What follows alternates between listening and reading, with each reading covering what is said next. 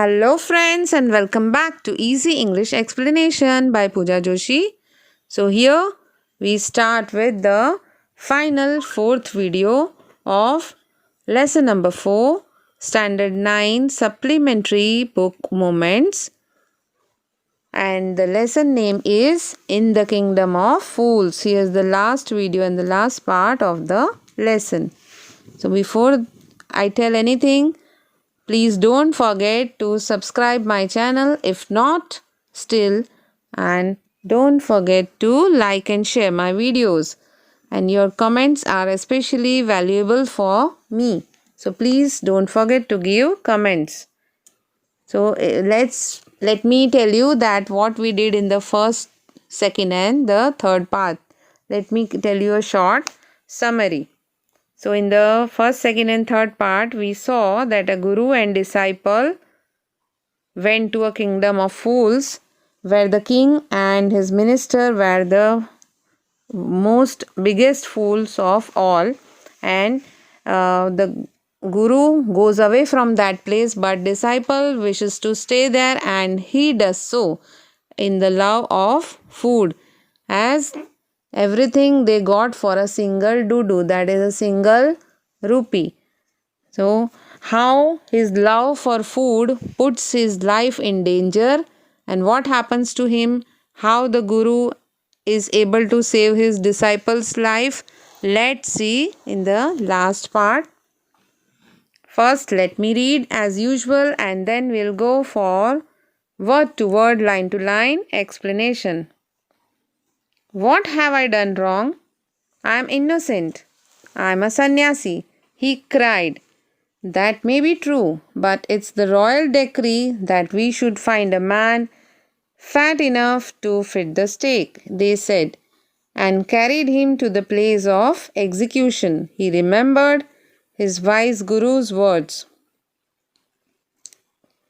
This is a city of fools. You don't know what they will do next. While he was waiting for death, he prayed to his guru in his heart, asking him to hear his cry wherever he was. The guru saw everything in a vision. He had magic powers. He could see far and he could see the future, as he could see the present and the past. He arrived at once to save his disciple who had got himself into such a scrape through love of food. Now when the king's servants, they caught that person, the disciple, he asked that I have done nothing wrong, I am only just a sadhu, I am a saint, I have done nothing to be punished for. Why are you taking me with you? I am only a sannyasi. But they answered that it is the royal decree. Decree means the royal order which needs to be followed. Let me show you the meaning. The royal decree means an official statement that something must happen. An official statement that something must happen. Okay, now coming back here.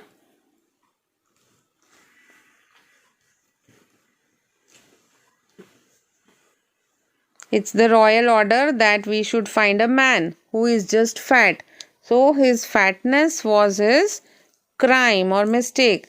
So he was fat, he was able to be fit on the stake. So he was carried by the royal servants in the place of execution where he has to be killed. He remembered now his guru's word. His guru had already said that this is a city of fools. You don't know what will come in their mind and what will they do next. And he was waiting for death. He prayed his guru by heart and asking him to hear his cry wherever he was. He asked his guru to please come and help him out of this danger and save his life. Guru also had magical powers. He saw everything in his vision, and Guru was able to see the future as well as present and the past. And he arrived there to save his disciples' life. who had got himself into the scrape. Scrape, see the meaning of scrape. The disciple loved food, and because of that he had put himself in the scrape. Scrape means this unnecessarily dangerous situation through which he had put his life into dangers, and because of his silly behavior he had put his life into danger. See here the meaning of scrape: a difficult or slightly dangerous situation that you cause by your own silly behavior. See here the meaning. Now coming back here.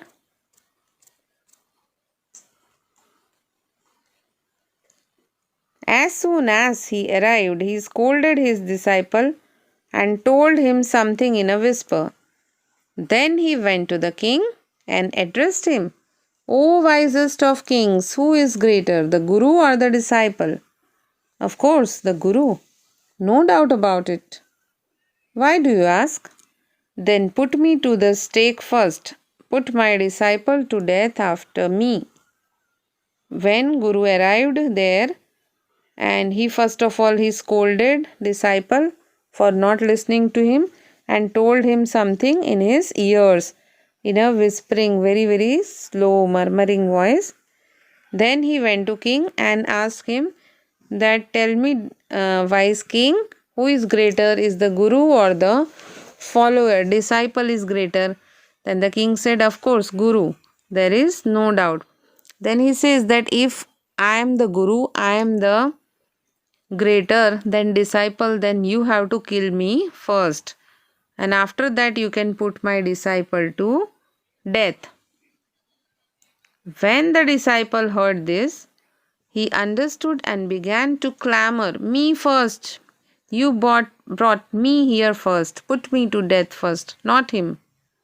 When disciple heard that his guru wanted to be killed first on the stake, then he started to clamor. See the meaning of clamor: making unnecessary voices like this. See, clamor means making unnecessary voice. A loud and confused noise, especially that of people, like shouting voice. Insistently and persistently he was shouting to put him to death first. And he said that he should be killed first, not his guru. So both guru and the disciple were having fight that who should be killed first, who should be put first to stake. The guru and disciple now got into a fight about who should go first. The king was puzzled by this behavior. He asked the guru, why do you want to die? We chose him because we needed a fat man for the stake. The guru and disciple were fighting to die. The king was puzzled by their behavior, that why should anyone want to die first? Then he explained Guru that we want that fat person, your disciple, to be killed, as we wanted a fat person. You shouldn't ask me such questions. Put me to death first, replied the Guru. Why? There's some mystery here. As a wise man, you must make me understand. King told the Guru that you should definitely tell me that why do you want to die first. Will you promise me to put me to death if I tell you? Asked the Guru. The king gave him his solemn word. The Guru took him aside out of the servant's earshot and whispered to him, do you know why we want to die right now, the two of us? We have been all over the world, but we have never found a city like this or a king like you. That stake is the stake of the God of justice. It's new. It has never had a criminal on it. Whoever dies first on it first will be reborn as king of this country, and whoever goes next will be the future minister of this country. We are sick of our ascetic life. It would be nice to enjoy ourselves as king and minister for a while. Now keep your word. my lord, and put us to death. Me first, remember. Now, the Guru explains to the king that you should promise me to put me to death first. And now come at one side and I will tell you everything that why I want to die first, but servant should not listen it. So he whispered in the king's ear that we have gone all over through the world, we have seen many cities and kings, but there is no such city or king like you all. So this stake which you are going to make us die, it is a God's stake. It is the stake of God of justice. And whoever will die first on this stake will be immediately reborn as a king of the same country. And whoever dies next will be born as minister of the country. So we also want to become the king and the minister. We are tired of our this sannyasi life. We also want to enjoy ourselves like king and the minister of this beautiful, of this intelligent country. So please keep your word and now put me to death first. The king was now thrown into deep thought. He didn't want to lose the kingdom to someone else in the next round of life. He needed time, so he ordered the execution postponed to the next day and talked in secret with his minister. It's not right for us to give over the kingdom to others in the next life. Let's go on the stake ourselves and we will be reborn as king and minister again. Holy men do not tell lies, he said, and the minister agreed. So the king he was thinking very deeply. He didn't want to make this guru and disciple king and minister of their country. So he wanted himself to become king and minister again in the next birth. So he discussed with his minister secretly and postponed the murder, the execution. He told that it is not right that we should give our kingdom to somebody else in next life. So let's die ourselves. First I will die, I will become king. In the second life, then the minister will be, then you will become the minister again in the second life. Then when we were reborn, we are reborn. So holy men do not tell lies. So of course that guru may be telling the truth. So the king told the executioners who kill the prisoners who follow the orders of the king, we will send the criminals tonight. When the first man comes to you, put him to death first, then do the same to the second man. Those are my orders. Don't make any mistake. So he told his executioners that we will send the criminals.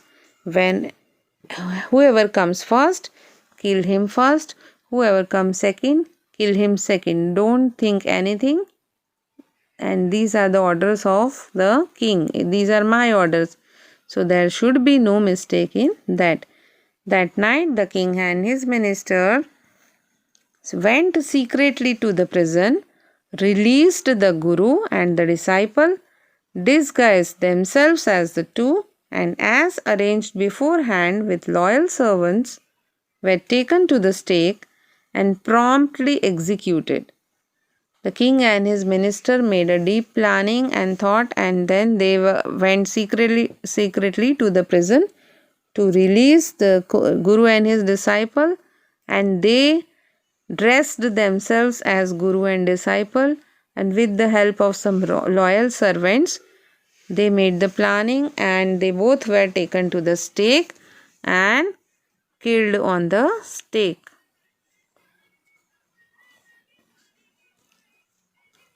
When the bodies were taken down to be thrown to crows and vultures, the people panicked. They saw before them the dead bodies of the king and the minister. The city was in confusion. All night they mourned and discussed the future of the kingdom. Some people suddenly thought of the Guru and the disciple and caught up with them as they were preparing to leave town unnoticed.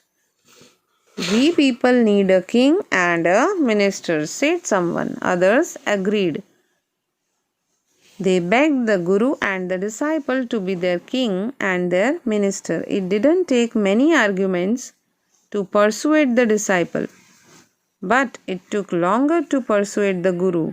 They finally agreed to rule the kingdom of the foolish king and the silly minister on the condition that they could change all the old laws.